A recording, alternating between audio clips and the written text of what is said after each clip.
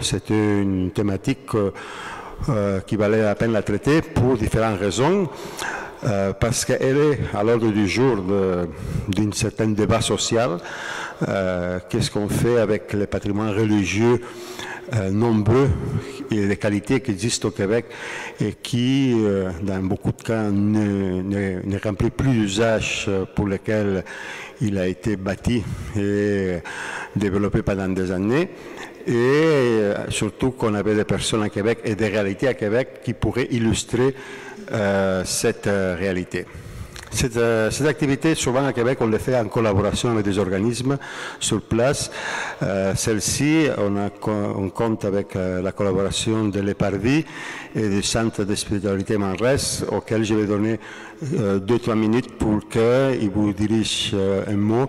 Jacques Racine par l'EPARVI et Christian Grondin pour le Centre de spiritualité Manresa. Alors, Monsieur Racine, Jacques, si vous voulez.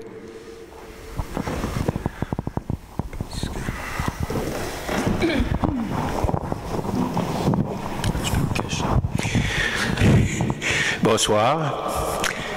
Le Parvis de Québec est très heureux de collaborer avec le Centre Justice et Foi dans l'organisation de cette soirée sur le patrimoine religieux. Nous le sommes d'autant plus que, à l'occasion de cette soirée, nous nous intéressons au charisme des communautés et à leur participation par ce charisme à la construction du bien commun. Et il nous semble que, au-delà des édifices sur lesquels il faut vraiment porter aussi attention, il est encore plus important de porter attention à ce que ces communautés religieuses, à ce que l'Église a pu apporter à la collectivité québécoise, et particulièrement à la préoccupation des gens qui, dans cette société, sont les plus en attente de vraiment du salut qui est annoncé. Et des gens qui sont aussi parfois les plus vulnérables. Donc, je vous souhaite une excellente soirée. Merci Jacques pour ces mots justes et éclairants sur le sens de cette soirée. Christian.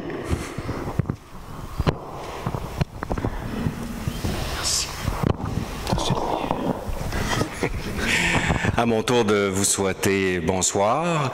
C'est un immense plaisir pour le Centre de spiritualité Manresa d'être associé à une telle soirée aussi. Évidemment, nous, on est des partenaires naturels, pour ainsi dire, du Centre Justice et Foi et des soirées relations, puisque vous savez, le Centre Manresa est une œuvre des Jésuites, hein, comme le Centre Justice et Foi.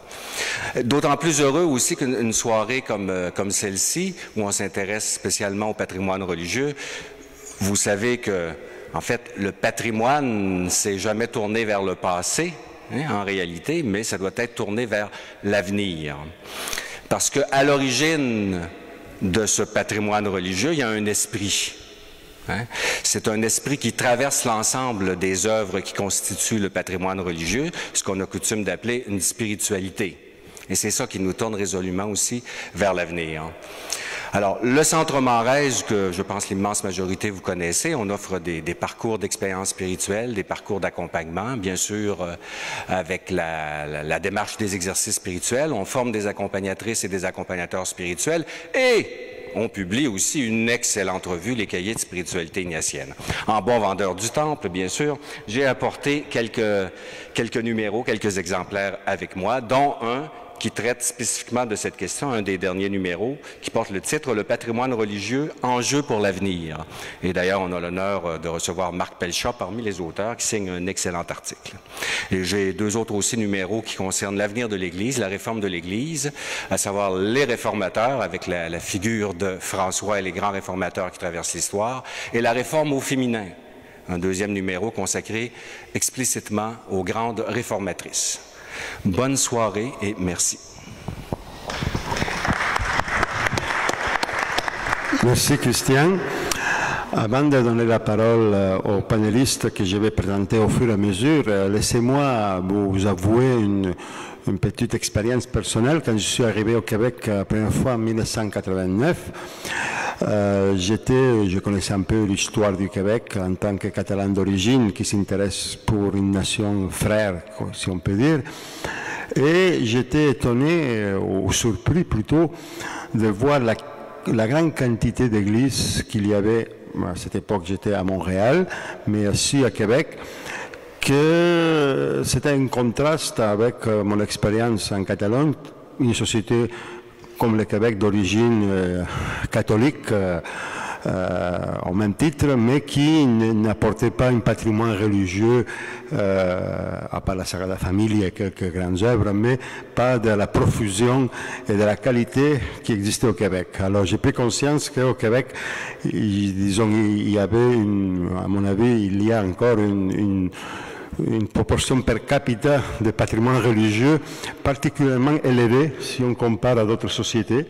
C'est au moins de mon expérience en tant que Catalan. Je pense aussi qu'un des éléments qu'il va falloir qu'on tienne compte et que sûrement fera partie des exposés de la discussion ce soir, c'est que souvent on parle de patrimoine religieux dans les médias, surtout quand il y a cette peur que soit transformé en condo, en habitation, non? Et c'est comme ça que parfois l'enjeu est posé seulement. Je pense que l'enjeu est beaucoup plus qu'une transformation ou non en simple condo. C'est une problématique, une réalité beaucoup plus complexe et avec différents niveaux de lecture, comme vous allez vérifier ce soir. Marc Pelchat, qui est actuel théologien, qui a été associé jusqu'en 2013, je pense, à la faculté de théologie de l'Université Laval, maintenant est retraité, mais professeur associé encore. J'ai bien pris mes notes.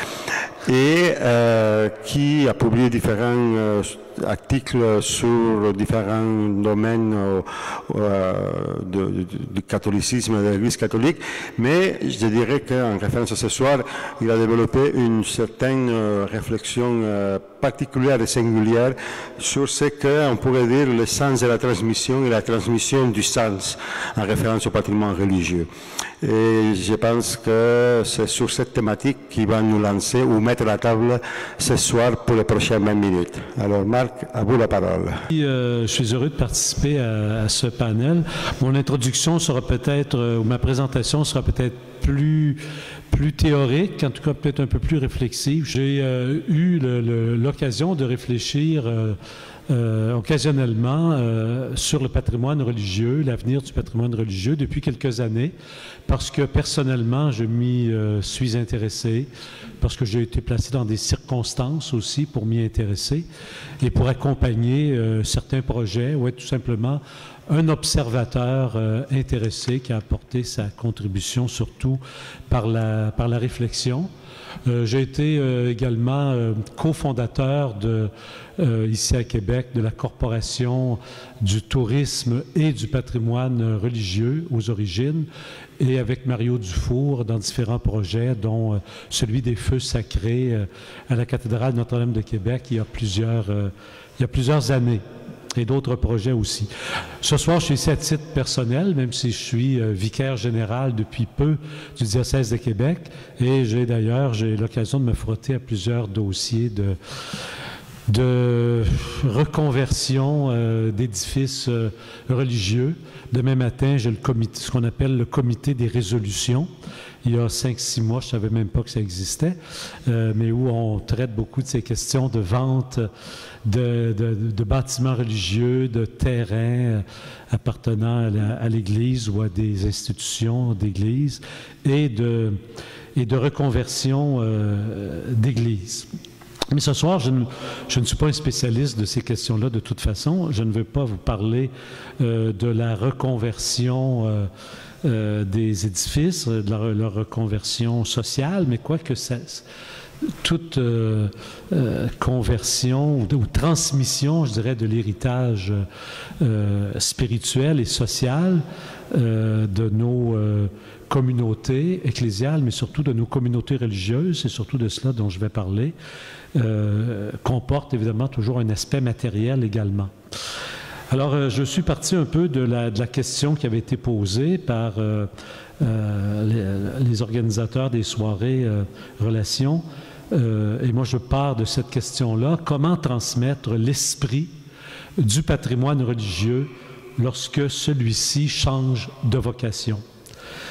Dans toutes les sociétés, aucune n'y échappe, jusqu'à nous aujourd'hui. La question de la transmission a toujours été au centre des préoccupations, donnant lieu à des pratiques systématiques du transmettre et à des rituels de passage et d'initiation et de réinitiation. Et cela est d'autant plus vrai dans le domaine religieux. Nous vivons vraiment un changement d'époque qui oblige à repenser la transmission. Non seulement on ne peut pas transmettre de la même façon, mais on ne peut pas transmettre tout à fait non plus les mêmes contenus. Plusieurs communautés religieuses ont commencé à réfléchir non seulement à l'avenir de leur patrimoine matériel, mais aussi et surtout à la transmission de leur charisme et à la poursuite de leurs œuvres sociales. Et ça, c'est un défi, je dirais, encore beaucoup plus grand que celui de transmettre un bâtiment qui peut être reconverti de différentes façons. On a parlé beaucoup dans la reconversion des bâtiments de l'esprit du lieu. Bien sûr, par exemple, faire d'une église une bibliothèque, on peut dire que ça respecte davantage l'esprit du lieu que d'en faire une salle pour le culturisme, et encore. Mais la transmission de l'esprit, d'un charisme et d'une œuvre, ça, c'est beaucoup plus difficile. Il s'agit de penser au geste du don qui est fait à ceux qui suivent et à la réception de cet héritage, sa transmission et sa réinterprétation. Et pour moi, la réinterprétation de l'œuvre et du charisme, c'est très important, parce qu'on ne peut pas transmettre exactement l'œuvre telle qu'elle était. Souvent, même à propos des Augustines, on en parlera tantôt, je l'ai entendu, oui, mais c'est pas comme quand c'était les religieuses. Je veux dire, même les religieuses aujourd'hui, c'est pas comme quand c'était les religieuses d'il y a 50 ans ou d'il y a 75 ans. Et forcément, aujourd'hui, il y a une réinterprétation de ce qui est transmis. Et c'est ce que j'ai appelé, dans l'article que j'ai publié dans les cahiers de spiritualité ignatienne, l'esprit de la transmission, qui ne peut être en définitive que la transmission d'un esprit. Il est aujourd'hui possible de constater que plusieurs des objectifs qui étaient poursuivis par les défenseurs du patrimoine matériel, et notamment le patrimoine religieux, qui est considérable au Québec, leurs objectifs ont été en grande partie atteints. Je ne dis pas qu'ils sont totalement atteints, parce qu'il y a encore des bâtiments, des lieux qui sont menacés, qui sont en perdition. Il faut toujours lutter contre la tendance à l'oubli et à la perte. Des inquiétudes persistent au sujet du patrimoine bâti, de sa destination, de sa reconversion. Mais en lien avec cette préoccupation, un intérêt marqué s'est développé au fil des années autour de la mise en valeur du patrimoine immatériel, du patrimoine spirituel, du patrimoine social qui est pétri aussi dans le domaine religieux de charisme spirituel. Donc, cette mise en valeur d'un patrimoine immatériel susceptible de mieux illustrer la transmission d'un esprit dans le processus de conservation du patrimoine pour les générations suivantes. Il y a beaucoup d'efforts très louables qui se font en ce moment pour préserver ce qu'on appelle le patrimoine immatériel. Ça va se faire beaucoup par des entrevues, des enregistrements de vidéos ou des frères, des religieuses, des prêtres ou des paroissiens, tout simplement, des sacristains, des sonneurs de cloches, vont expliquer comment ils pratiquaient finalement leur art ou leur œuvre. Et c'est très bien. mais c'est encore un peu muséal, même si c'est animé, c'est audio, c'est visuel. Il y a beaucoup plus de risques que ce soit finalement un objet de plus en plus, j'allais dire mort, mais en tout cas disparu, qui est transmis comme une photographie, même si elle est visuelle et sonore. On peut de moins en moins concevoir la conservation du patrimoine religieux et du patrimoine culturel en général comme une simple opération de sauvetage d'objets ou de bâtiments. À la perte matérielle d'un bien patrimonial est surtout associée une perte de sens et une mémoire fragilisée. Et la sauvegarde d'un bien considéré comme un élément, un présent du passé, pourrait conduire à la seule conservation d'un patrimoine qui resterait désormais muet et décontextualisé. Même s'il est accompagné d'un récit, il est de plus en plus décontextualisé. Au Québec, quel est l'avenir des traces mémorielles des institutions religieuses, de leurs valeurs spirituelles et humanitaires, de leurs œuvres sociales? Il existe maintenant, bien sûr, toute une communauté du patrimoine, avec des professions qui les entourent.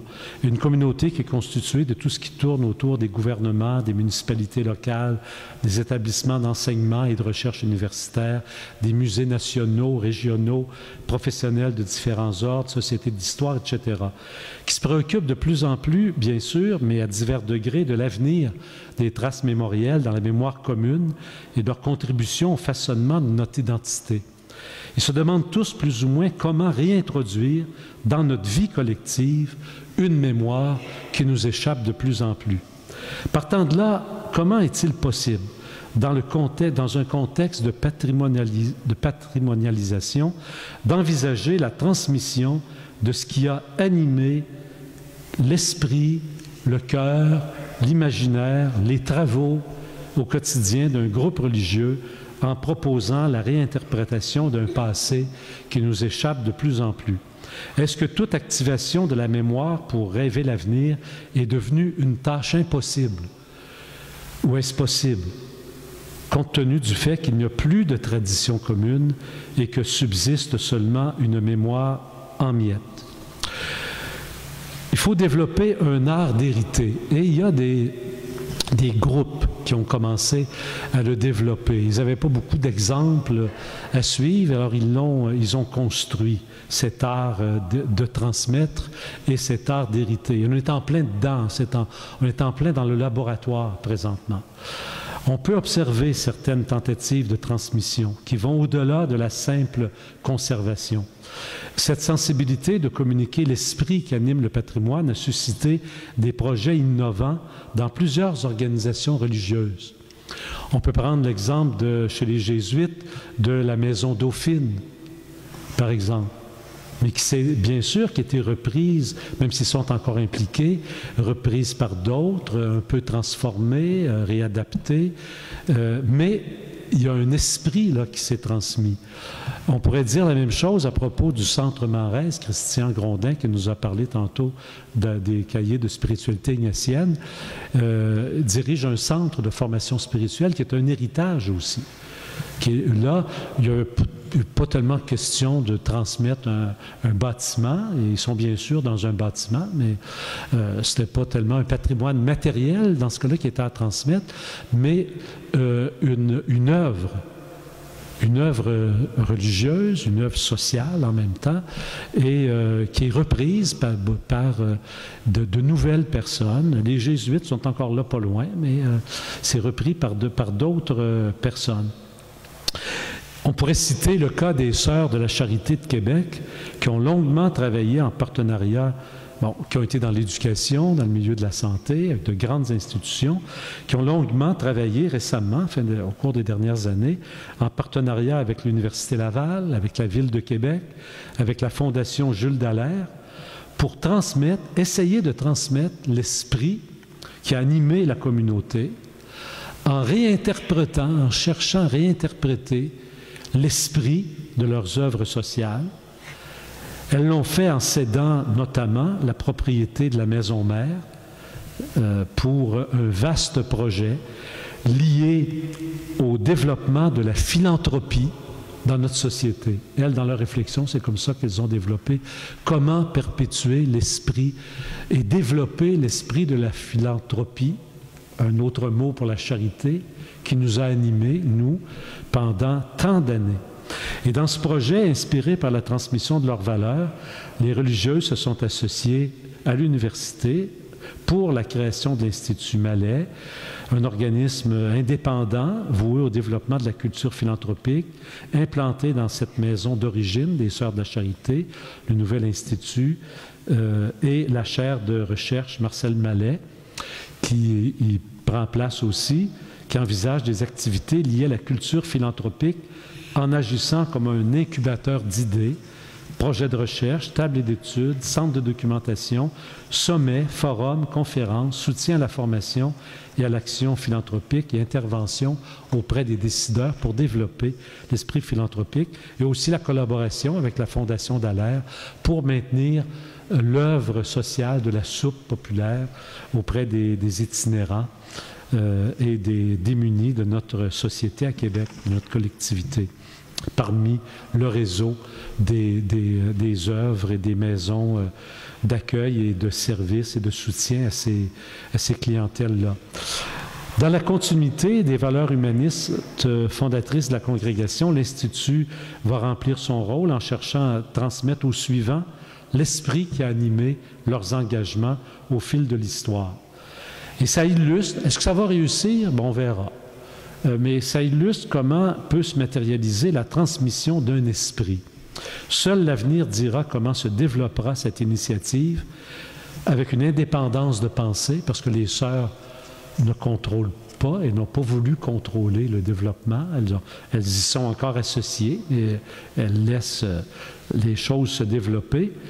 Mais l'orientation donnée par la communauté initiatrice montre bien qu'elle ne cherche pas à reconstituer le passé, mais à transmettre ce qui l'a animé en laissant à d'autres le soin de construire l'avenir. Et dans le même sens, je pourrais citer, mais elle prendra la parole elle-même tout à l'heure, dans quelques instants, l'exemple des Augustines de la Miséricorde de Jésus, d'Hôtel-Dieu de Québec, qui, en l'an 2000, autour de ça, ont résolu de regrouper les archives, les collections de leur monastère, les objets, les biens, et de mettre ce trésor à la fois matériel et spirituel et social à la disposition de la collectivité. Et c'est toujours l'idée maîtresse derrière. C'est un grand principe, ça. Donner accès à la collectivité, non seulement au bâtiment bien sûr, lorsqu'il y en a, mais donner accès par des services, par des œuvres qui poursuivent un esprit que nous avons à transmettre. Elles ont désigné le monastère de l'Hôtel-Dieu de Québec pour conserver et mettre cet héritage en valeur. Elles y ont surtout ajouté, en partenariat avec le gouvernement du Québec et la Ville de Québec, la création d'un lieu de mémoire habité pour témoigner du mode de vie, de la mission sociale et spirituelle des Augustines. Inspiré bien sûr par la compassion, la ferveur qui ont animé les religieuses, surtout auprès des malades en particulier et des pauvres, des démunis. Lieu de mémoire actuel qui a ouvert à la fin de l'été, qui a ouvert cet automne, 1er août, qui veut prolonger la fonction d'accueil, d'hospitalité, de ressourcement de ces lieux fondateurs. Mais bon, je lui laisse la matière, je ne vais pas lui voler tous ces scoops là, à propos des projets de cette œuvre-là. Il y en aurait bien d'autres qu'on pourrait citer et d'autres qui pourraient se mettre en marche. Je pense au Séminaire de Québec qui est un acteur important dans l'éducation et qui possède un patrimoine très important et qui soutient actuellement plusieurs œuvres, mais qui sont souvent les œuvres des autres. Et parce que c'est un travail qui est difficile. C'est un travail très, très laborieux que de travailler sur l'esprit qui nous anime et qu'est-ce que dans l'esprit qui a animé nos œuvres, on peut transmettre et qui peut être repris par d'autres à qui on va passer la main. parce que c'est ça aussi, à qui on va passer la main et qui vont l'habiter à leur façon, pas au sens matériel, mais l'habiter à leur façon. Nul ne peut promettre que ces projets dont je parle visant la transmission de l'esprit des institutions religieuses ou des instituts religieux seront couronnés de succès, parce qu'on est au début de ça. Mais on est en droit de placer un espoir dans ces efforts de transmission sociale d'un patrimoine. Ces efforts vont bien au-delà d'une opération de sauvetage de biens devenus excédentaires ou désuets et ne possédant tout au plus qu'une valeur historique ou artistique. Cette valeur intrinsèque, bien que manifeste aux yeux des amateurs du patrimoine, ne contribue pas à construire par elle-même l'identité et l'avenir des nouvelles générations. On est en train de penser à des dépôts au diocèse, on pense à ça, on travaille là-dessus, pour les archives paroissiales, puis les biens sacrés qu'on est en train de récupérer des instituts de vie religieuse qui ferment leurs grandes maisons. Mais ça ne constitue pas une contribution à la transmission d'un esprit, pour transmettre une identité, un avenir possible qui peut être repris par les nouvelles générations qui vont le reprendre et le transformer. On peut toutefois penser que la volonté de chercher des moyens pour transmettre davantage d'esprit qui a animé l'œuvre humaine dont témoignent les objets et les textes va dans la bonne direction. Et je conclus. Les responsables des collections muséales ont appris ces dernières années, à la faveur de l'acquisition de plusieurs donations d'institutions religieuses, qu'il fallait instaurer un processus d'accompagnement sur la longue durée. Et Sœur Lise pourra vous dire la durée de ce qu'elles ont mis en place elles-mêmes. Elles se sont fait accompagner, puis elles accompagnent aussi des personnes qui reprennent, qui poursuivent leur œuvre. C'est ce qui s'est produit avec elles, avec les Sœurs de la Charité aussi, dans les processus récents de donation et de transmission. Dans un tout autre contexte, nous avons pu observer ce dont je parlais à propos d'autres œuvres, comme le Centre de spiritualité Marès ou la Maison Dauphine, qui a permis à des héritiers de se sentir tout à la fois fiduciaires et responsables d'un héritage qui contribue à les construire eux-mêmes aujourd'hui et dont ils sont redevables à leurs prédécesseurs. Transmettre un esprit, c'est pas seulement transmettre un objet, c'est un acte de confiance. Un acte de confiance dans ceux et celles qui suivent. Si on veut reproduire le passé, tout aussi bien de ne pas essayer. C'est un acte de confiance, faire confiance dans ceux qui nous suivent, qui se situeront à leur manière à eux par rapport à la mémoire d'une œuvre, d'une pratique ou d'un geste, en l'extirpant de son enveloppe du passé, pour lui donner une nouvelle enveloppe, pour ainsi dire, associée ou conforme à l'identité présente. Et ceci renvoie à bien plus que le fait de reconstituer le souvenir d'un passé révolu. C'est un acte de mémoire qui renvoie au présent parce qu'il amène des sujets à relire, à interpréter et à se dire dans l'horizon d'un monde toujours à construire. Donc de nouveaux sujets qui sont amenés à relire, à interpréter, à se dire eux-mêmes dans l'horizon d'un monde toujours à construire, mais sur le fond, sur l'arrière-plan de cette œuvre sociale à réinterpréter. Et cette quête demeure toujours ouverte, inachevée, sous peine de s'enfermer dans le monde figé du souvenir. Amen.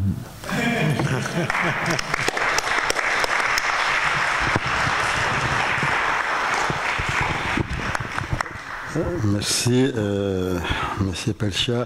Ce n'est pas mon intention de résumer, mais simplement j'aimerais attirer l'attention sur deux affirmations, deux apports dans votre exposé. Un, quand vous avez parlé de besoin de développer un art d'hériter et ensuite de transmettre. Non?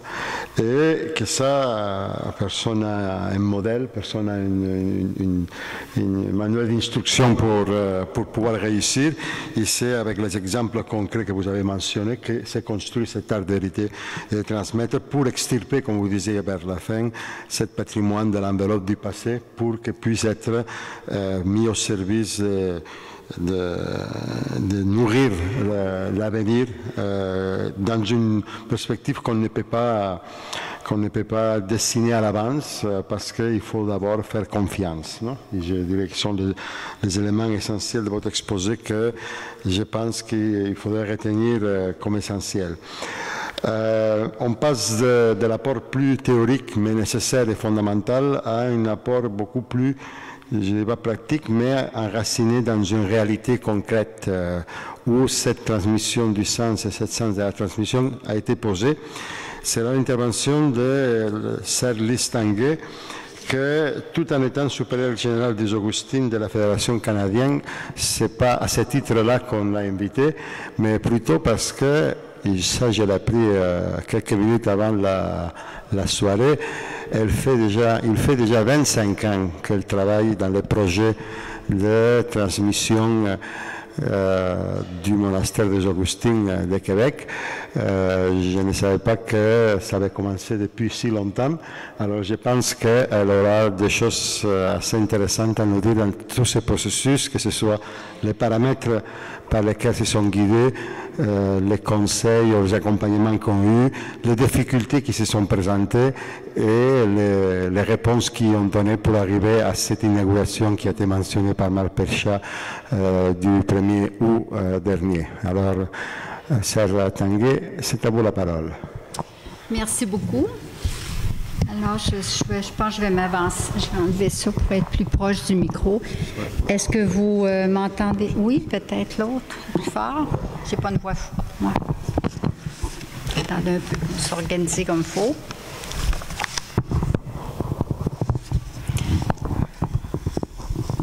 Bon, alors ça va mieux comme ça, vous m'entendez bien?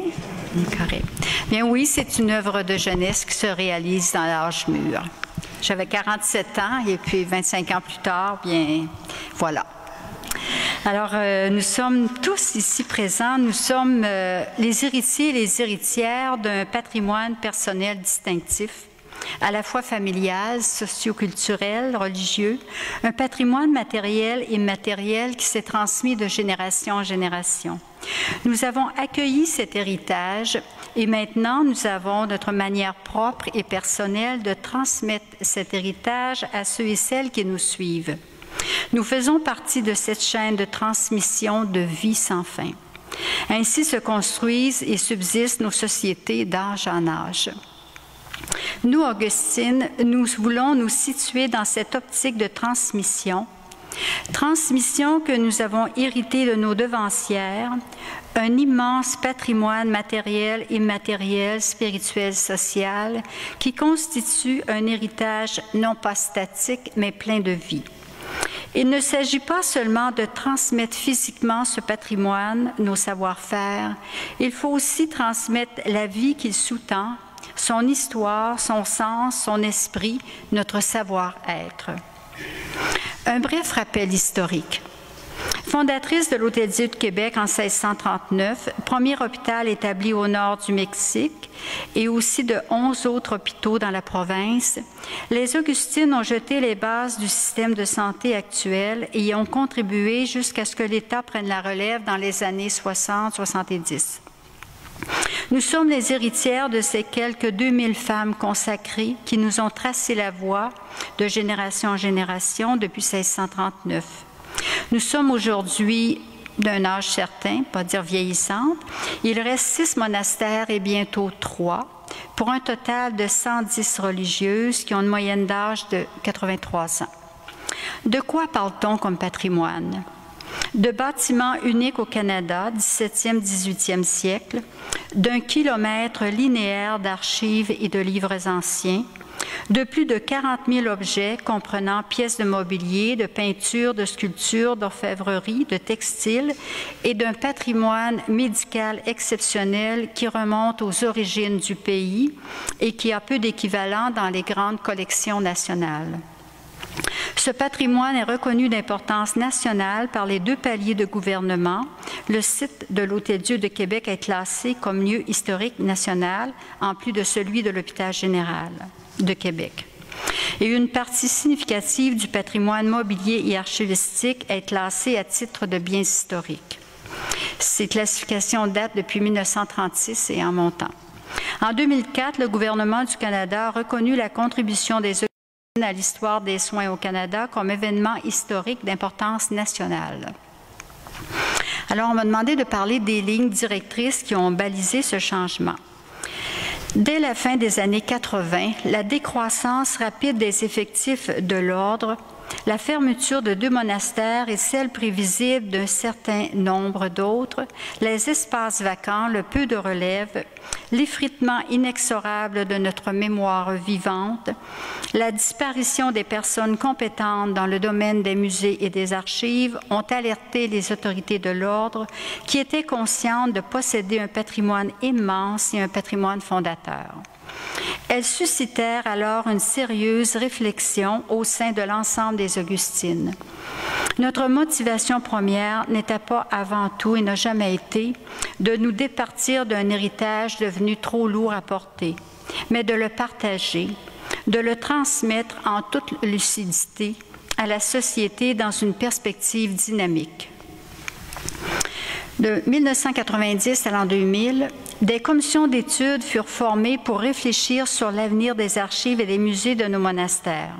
Des consultations auprès d'experts dans le domaine nous confirmaient que ce patrimoine en était un de premier plan, d'intérêt national et qu'il devait être sauvegardé.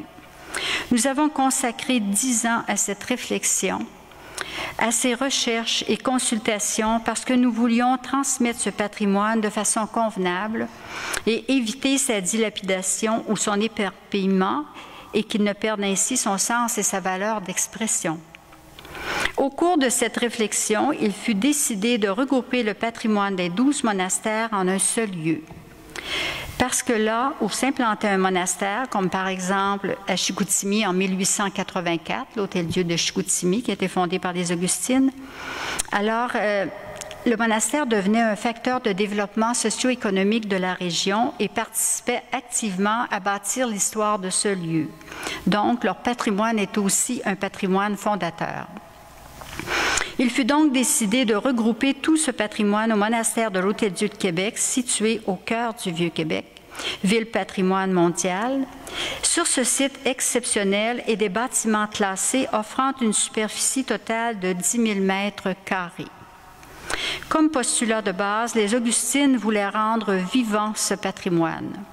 Le projet s'est développé au fil des ans à partir des réflexions des divers comités pour aboutir au développement des volets qui le constituent aujourd'hui et qui sont en continuité avec la mission des Augustines et dont je vous parlerai un petit peu plus loin. Processus de concertation mis en place. En décembre 2000, la communauté s'adressait à la ministre de la Culture et des Communications pour une demande de classement à titre de bien culturel du monastère de l'Hôtel-Dieu de Québec et du patrimoine qu'il contenait. Cette requête ne pouvait toutefois être satisfaite sans une étude approfondie des bâtiments, des archives, du mobilier, des œuvres d'art. Ces études furent réalisées dans le cadre de l'entente sur le développement culturel intervenue entre la Ville de Québec et le ministère de la Culture et des Communications. Ces 2 instances ont été constamment présentes au cours de ces années, nous apportant un appui remarquable et indispensable. En janvier 2001, le monastère de l'Hôtel-Dieu de Québec, premier couvent établi au pays, est choisi par les instances supérieures de l'Ordre comme lieu d'accueil du patrimoine des 12 monastères des Augustines. Entre 2001 et 2010, plusieurs partenaires provenant des milieux muséaux, universitaires, financiers se sont impliqués dans le projet.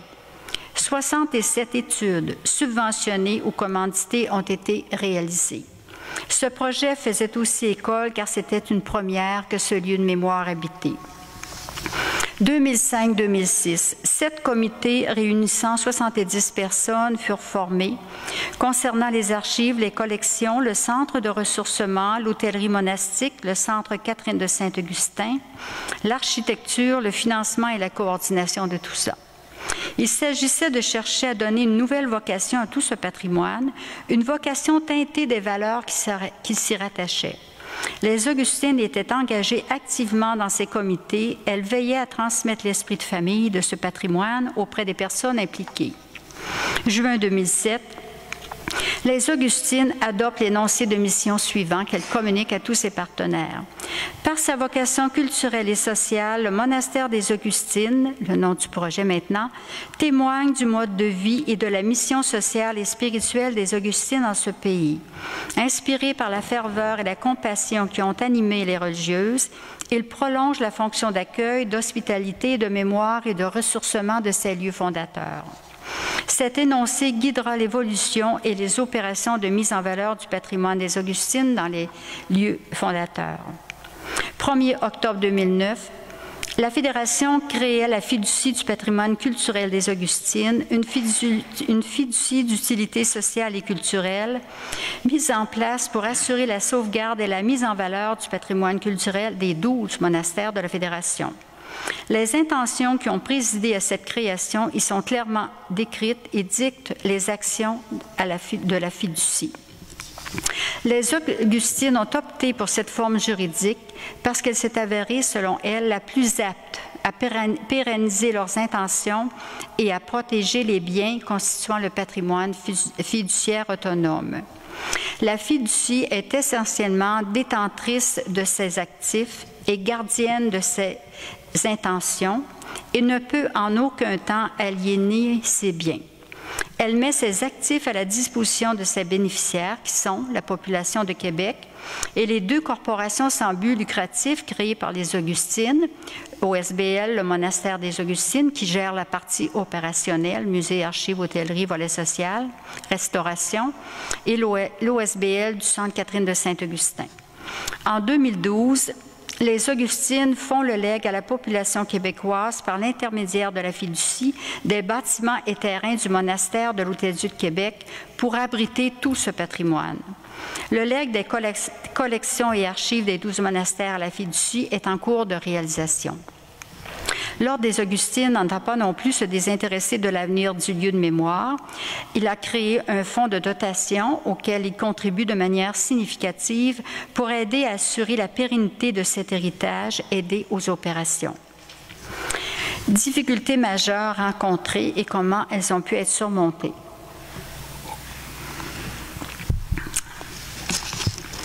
Gouverner, c'est prévoir. À l'Hôtel-Dieu de Québec, en 1990, où on a commencé la réflexion, sur les quelques 103 religieuses que nous étions, juste au monastère de l'Hôtel-Dieu de Québec, on est 110 maintenant dans tout l'ordre, toutes n'avaient pas la même sensibilité quant à l'importance du patrimoine. Ce fut un bon travail que celui de conscientiser les religieuses à l'importance du patrimoine que nous avions. On vivait dedans, mais on ne le voyait plus. Et on était bien installés dans ce patrimoine, on était confortable. Si on se reporte il y a 25 ans, nous étions encore assez en forme, alors pourquoi se préoccuper du patrimoine, être obligé de libérer des espaces en vue de ce projet? Laissez-nous vivre, disait-elle, on verra plus tard. Mais pour les autorités, le plus tard était déjà le lendemain. Il fallait mieux s'organiser alors que nous étions encore... Il valait mieux, s'organiser alors que nous étions encore capables, sinon que de se faire organiser plus tard. Il a fallu beaucoup de rencontres, d'explications pour en arriver de chapitre général en chapitre général qui avait lieu aux 5 ans, pour faire approuver chaque étape de l'évolution du projet. Donc, l'information est importante pour éclairer les décisions à prendre. Aujourd'hui, je ne crois pas me tromper en disant que toutes sont contentes et fières de ce projet qui voit le jour, et ce, grâce à des femmes visionnaires et convaincues qui ont tenu la barre malgré vents et marées. Il y a eu quelques tempêtes. La question financière. Durant l'évolution de ce projet, nous avons changé de gouvernement 3 fois à tous les niveaux, municipal, provincial et fédéral. Alors, tous les maires, les premiers ministres et ministres de la Culture sont venus visiter les lieux. Mais chaque fois que ça changeait, mais vous savez ce qui arrive le lendemain, le camion de recyclage est à la porte. Hein? Alors, nous autres, il fallait reprendre les dossiers, recommencer, les faire venir. Alors, mais c'était le prix à payer. La beauté et la qualité de conservation du monastère, ainsi que la volonté de l'offrir à la population, ont toujours été les meilleurs arguments pour les convaincre d'investir afin de sauvegarder ce patrimoine fondateur. En 2008, les 2 paliers de gouvernement et la Ville de Québec accordaient le financement pour les travaux. Le « venez et voyez » a été un facteur positif important, mais ce qui a convaincu les gouvernements de fournir les 36 millions nécessaires à la réhabilitation des ailes anciennes, ce fut notre volonté que ce projet s'autofinance par la suite.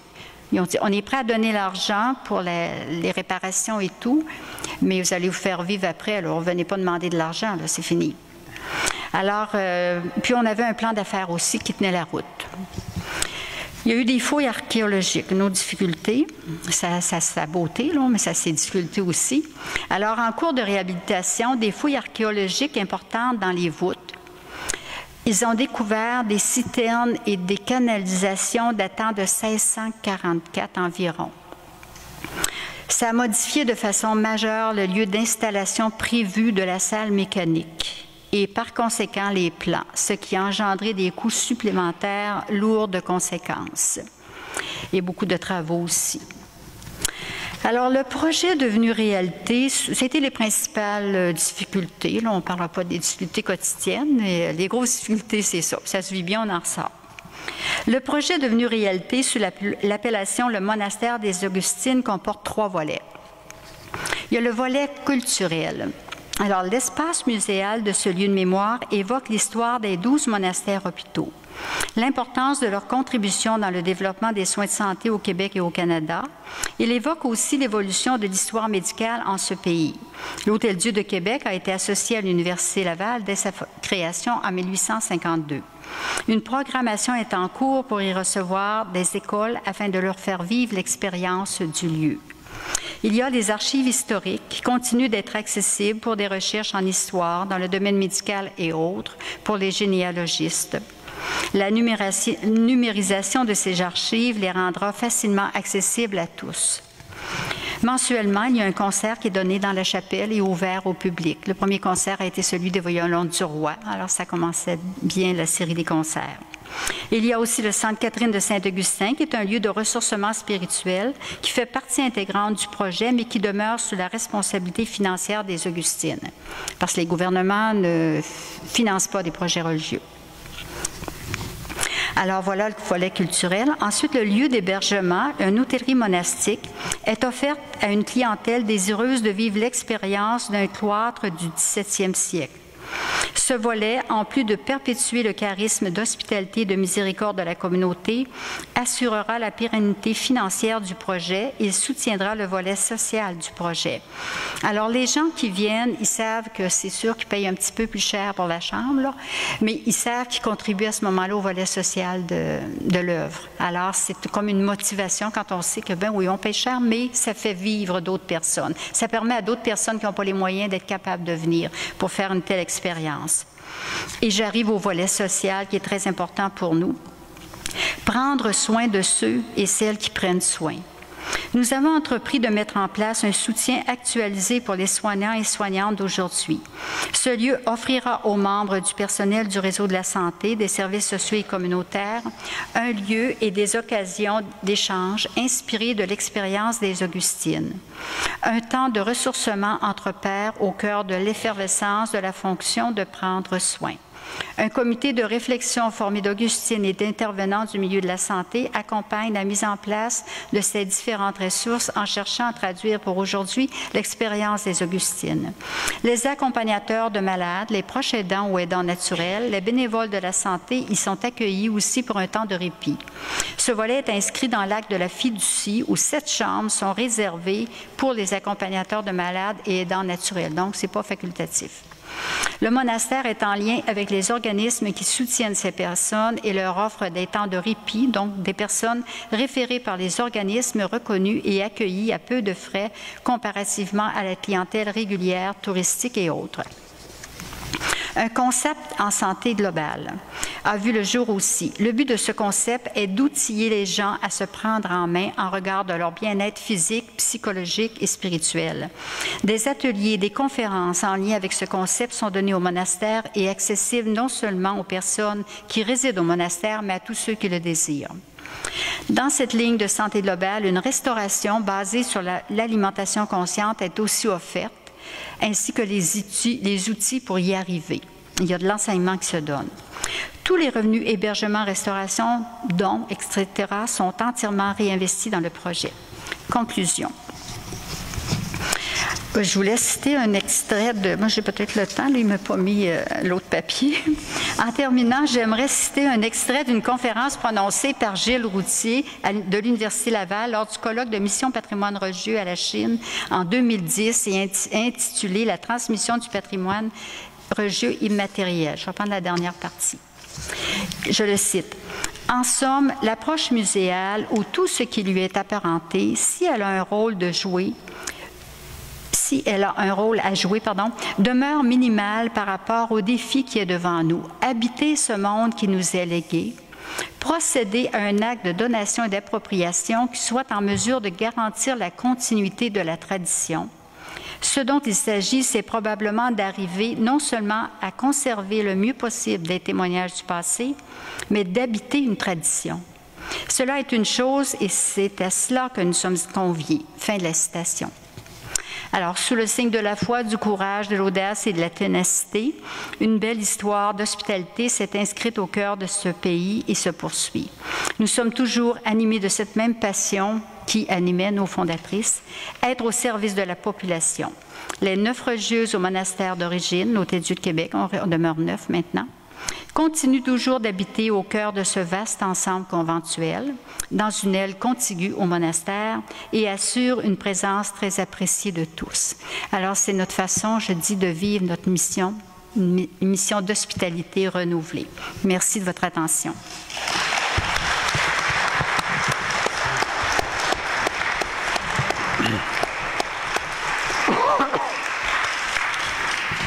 Merci, Sœur Lise. Je pense que les 3 volets que vous avez mentionnés, que c'est l'aboutissement de tous les projets, sa concrétisation actuelle, en quelque part, c'est une illustration très claire de ce que la présentation précédente de Marc Pelchat a apporté, dans le sens de regarder vers le futur et pas seulement vers un passé. Non? Et je pense qu'autant les volets culturels, muséal, que le volet hôtellerie, hébergement et le volet social, que je trouve intéressant, cette phrase que vous avez dit, de prendre soin de ceux qui prennent soin. Non, de prendre soin des soignants, je pense qu'il est devenu quelque chose d'essentiel dans la situation de notre société actuelle. Et je pense que beaucoup de ceux qui sont aujourd'hui dans la salle vont prendre le temps de se promener à un moment donné à ce monastère et venir voir qu'est-ce qu'il y en est concrètement. La dernière intervention, c'est de Jean Pichet. Jean Pichet, il est curé de la paroisse Saint-Roch, mais il a été aussi, depuis son ordination complète en 1968, il a été vicaire à cette paroisse ici, Notre-Dame de Jacques-Cartier, à Saint-Roch. Mais dans cette église, évidemment, je l'ai laissé un peu comme d'évidence, mais qu'on est ici aujourd'hui parce que c'est un exemple de transformation et transmission du patrimoine religieux, l'ancienne église Notre-Dame de Jacques-Cartier, gérée actuellement par une coopérative, la Nef. Il a été, même s'il me dit qu'il n'a pas été la personne la plus impliquée, mais il a été impliqué dans tout le processus de pensée et transformation et legs de cet espace sacré et religieux à une nouvelle vocation et transmission, et c'est sur ça qu'il va nous entretenir pour les prochaines 20 minutes.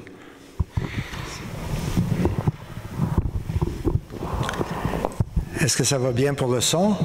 Oui, ça va. Alors, c'est un plaisir de retrouver beaucoup de visages connus parmi vous.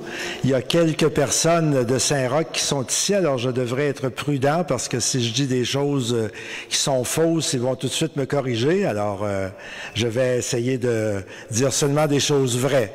Pas toute la vérité, mais seulement la vérité.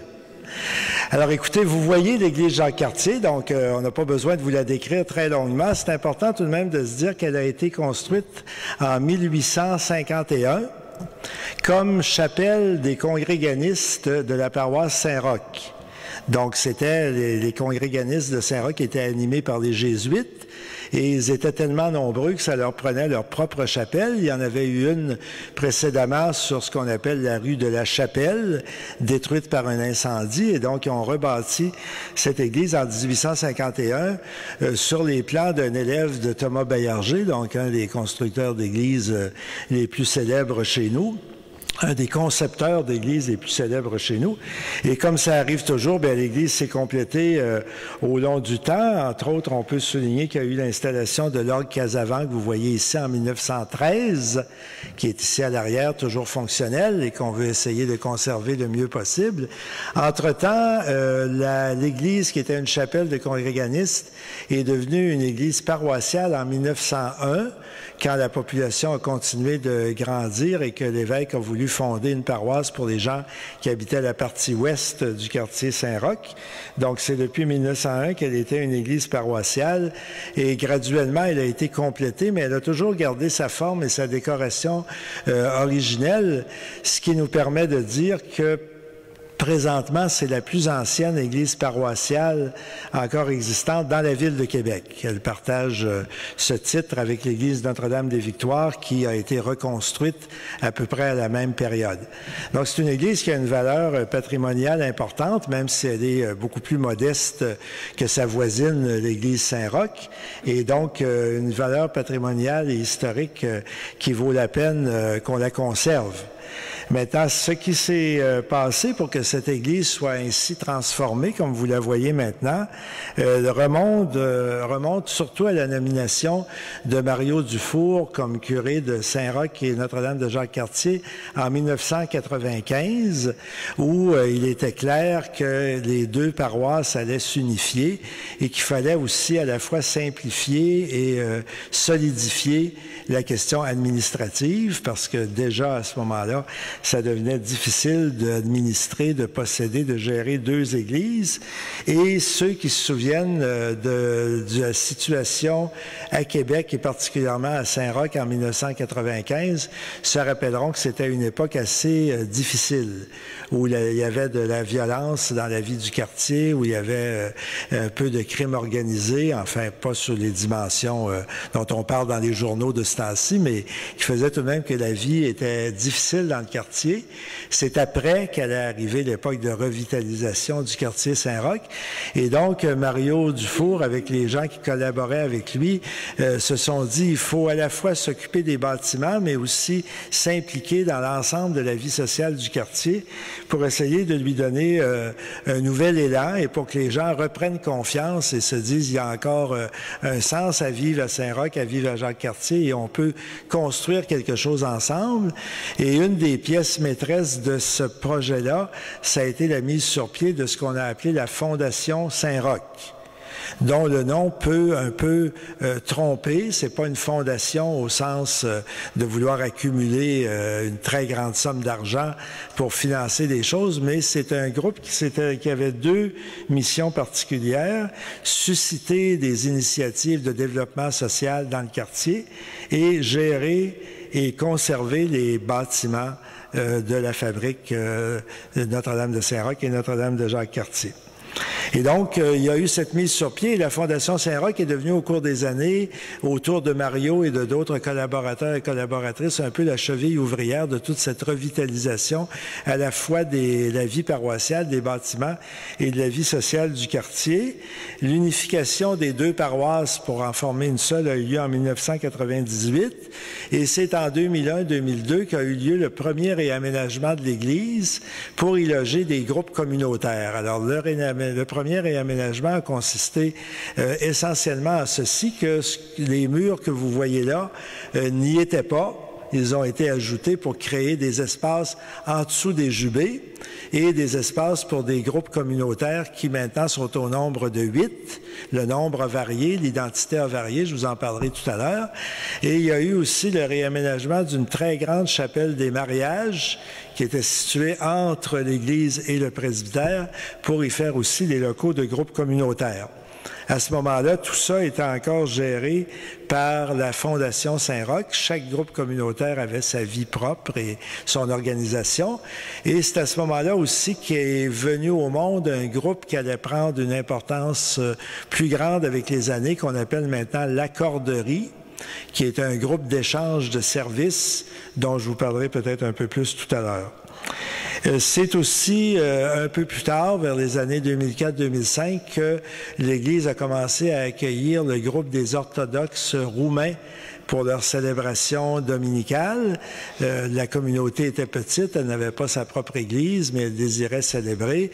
Alors évidemment, c'était une organisation rudimentaire. Il n'y avait pas d'iconostase, mais il y avait tout de même quelques icônes disposées ici en avant pour les célébrations de la communauté, qui maintenant est rendue dans une église, une ancienne chapelle anglicane de Loretteville, mais qui a tout de même célébré ici pendant 7 ou 8 ans.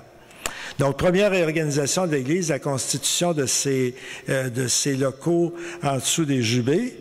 Et c'était cette occasion-là, un peu plus tard, dans une audience d'une commission, je me souviens plus laquelle, que la responsable de la Fondation Saint-Roch a eu l'occasion de redire la vision de base qui guidait l'utilisation des bâtiments de la fabrique Saint-Roch, vision de base qui s'articule en 2 points, qui ressemblent à des choses qui ont été dites, évidemment, par mes collègues ici. Premièrement, qu'il faut que ces édifices-là restent au service du bien commun. Et que si on leur trouve une nouvelle vocation, il faut que ça soit encore au service de la population, et dans Saint-Roch en particulier, avec une option pour la population la plus démunie, celle qui a le plus besoin d'être regroupée, celle qui a le plus besoin à la fois de recevoir des services et aussi de se prendre en main. Et deuxièmement, que l'avenir de nos bâtiments religieux est à la fois l'affaire de la communauté célébrante qui vient régulièrement à l'Église, de la société civile, du milieu dans lequel ils sont, des gens qui y vivent, et aussi de l'État. Et qu'autant que possible, on devait essayer qu'il y ait une collaboration de ces 3 acteurs-là pour réussir à conserver et à trouver une vocation nouvelle à nos bâtiments. C'est un peu les deux principes de base, la vision qui guidait tout ce que la Fondation Saint-Roch autour de Mario essayait de faire. Je ne peux pas m'empêcher de dire ici que c'est ça, comme M. Nicolaou l'a souligné. Moi, au fond, j'ai juste fait de recueillir les fruits de ce que mes prédécesseurs ont fait. Mais c'est parfait. Hein? Alors, ce qu'ils ont fait de mal, j'en parle pas. Puis ce qu'ils ont fait de bien, je le prends à mon crédit. Ça vous va comme ça? Très bien. Alors, après Mario Dufour, il y a eu naturellement aussi Réal Grenier, qui a été curé de 2003 jusqu'à 2009 et qui a continué sur cet élan-là. Donc ça, c'était la première étape. Deuxième étape, c'est quand il est devenu clair que la fabrique voulait se départir de l'église Jacques-Cartier, à la fois parce que la situation financière de la fabrique était difficile et parce que le nombre de personnes fréquentant régulièrement les célébrations religieuses continuait de diminuer. Et d'autre part, parce que les groupes qui occupaient ici les espaces commençaient aussi à se rapprocher de plus en plus, à vouloir travailler ensemble. Et donc, il y a eu en 2010 la fondation d'une coopérative de solidarité. Alors, tous les groupes communautaires ayant leurs locaux ici se sont regroupés pour se donner leur propre organisme dans lequel ils avaient envie de collaborer et qui éventuellement deviendrait propriétaire du bâtiment. En 31 décembre 2012, ça a été la désacralisation de l'Église et à partir de ce moment-là, et même déjà un peu avant, la coopérative de solidarité Notre-Dame de Jacques-Cartier, sans être encore propriétaire, est devenu le groupe qui gérait au quotidien l'ensemble du bâtiment, qui à toute fin pratique l'animait et s'occupait de son entretien et de son usage. Donc la vente arrivait seulement comme une conclusion logique de ça. Mais comme c'est pas toujours facile de faire toutes les démarches reliant la vente et de tout prévoir et de faire un acte de vente qui plaise aux deux parties, c'est tout de même seulement le 5 novembre 2014 que l'Église a été vendue à la coopérative de solidarité Notre-Dame de Jacques-Cartier, vendue à un prix très inférieur à ce que la fabrique demandait au début, mais en même temps en tenant compte que déjà la coopérative s'était impliquée dans le maintien et l'entretien du bâtiment et en tenant compte que tous ces groupes-là sont des groupes finalement qui vivent de subventions, de dons, d'aides et qu'on ne pouvait pas leur demander un effort financier dépassant leur capacité. Alors, c'est à ce moment-là que la propriété a changé. Les groupes actuels qui composent la coopérative de solidarité, je pense que ça va bien vous montrer comment c'est des groupes qui restent au service du bien commun du quartier et qui prolongent cette mission d'entraide, de solidarité, qui a toujours été une mission importante aussi pour les catholiques pratiquants de Saint-Roch. Il y a la conférence Saint-Vincent-de-Paul de Jacques-Cartier, l'entraide Saint-Roch qui joue un rôle d'aide aux démunis un peu semblable à celui de la conférence Saint-Vincent-de-Paul, la Fondation Saint-Roch elle-même, la Corderie qui, comme je le disais, est un groupe où on s'échange des services absolument de toutes sortes, de travaux matériels, d'apprentissage des langues, de transport, etc., mais aussi où il y a un système de petits prêts d'honneur aux gens qui en ont besoin, où il y a aussi un magasin où on achète en commun certaines denrées et qui est un organisme qui a beaucoup grandi au cours des dernières années. L'archipel d'entraide qui s'occupe en bonne partie des gens qui sont sans abri, des gens qui ont des difficultés sociales et psychologiques de toutes sortes. Un groupe qui s'appelle Agir, qui est engagé dans les questions de santé mentale. Le Centre Solidarité Jeunesse, qui aide des jeunes à se remettre sur le marché du travail. Et le Théâtre des fonds de tiroir. Je ne sais pas s'ils sont encore ici. Est-ce qu'il y en a ici des gens des fonds de tiroir? Non, en tout cas, un groupe qui au fond, se socialise et s'entraide aussi par le théâtre. Donc, vous voyez par l'énumération de ces groupes-là, comment tout ça, ça compose un genre d'arc-en-ciel, mais qui est finalement orienté vers l'idée de se prendre en main, de s'entraider, d'améliorer sa situation sociale, un peu sa situation économique aussi. Donc, on pense que ça reste bien dans la vocation fondamentale des communautés chrétiennes et de ce lieu en particulier. Et la grande salle qui est ici, la nef, bien, c'est devenu un lieu d'activité communautaire et sociale ouvert à des locations, comme nous faisons ce soir, des fêtes de quartier, des 5 à 7, des expositions, toute activité qui est compatible avec le lieu tel qu'il est fait et aussi avec le souvenir que ce lieu-là était une église, un lieu de culte. Alors, c'est sûr que dans l'acte de vente, il y a eu certaines exclusions d'activités qui ont été inscrites. C'est assez compliqué, c'est parfois délicat quand des groupes veulent louer la salle de savoir est-ce que c'est compatible avec la fonction d'une ancienne église, mais en tout cas, jusqu'à maintenant, ça s'est pas trop mal déroulé.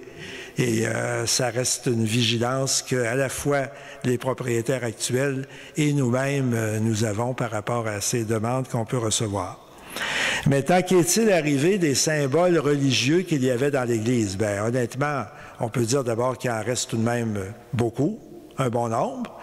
Il y avait certains symboles qu'on se devait de retirer quand une église est désacralisée, mais ils sont peu nombreux, c'est-à-dire la pierre d'autel et les reliques qui étaient contenues dans l'autel majeur. Alors, ça a été retiré, apporté à l'église Saint-Roch.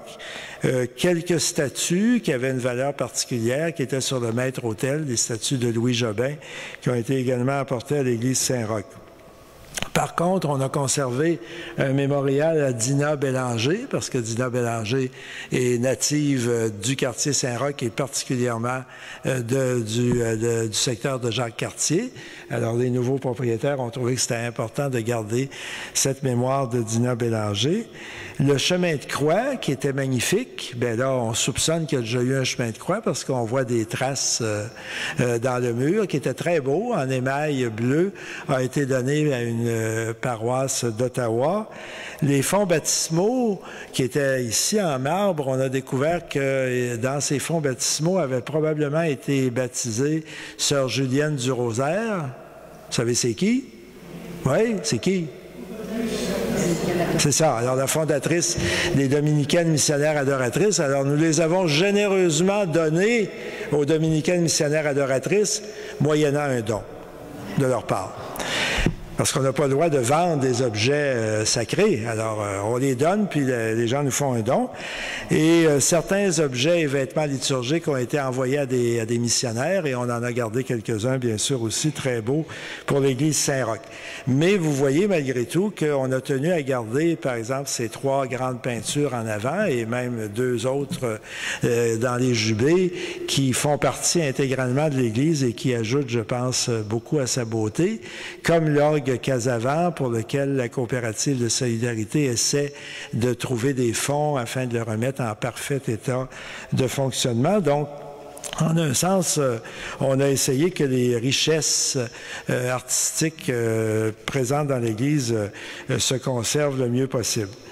Des questions pour l'avenir qui correspondent aussi à des difficultés qu'il y a eu pour arriver à cette transaction-là. Bien, naturellement, il y a la question, est-ce que le bâtiment restera toujours exempt de taxation?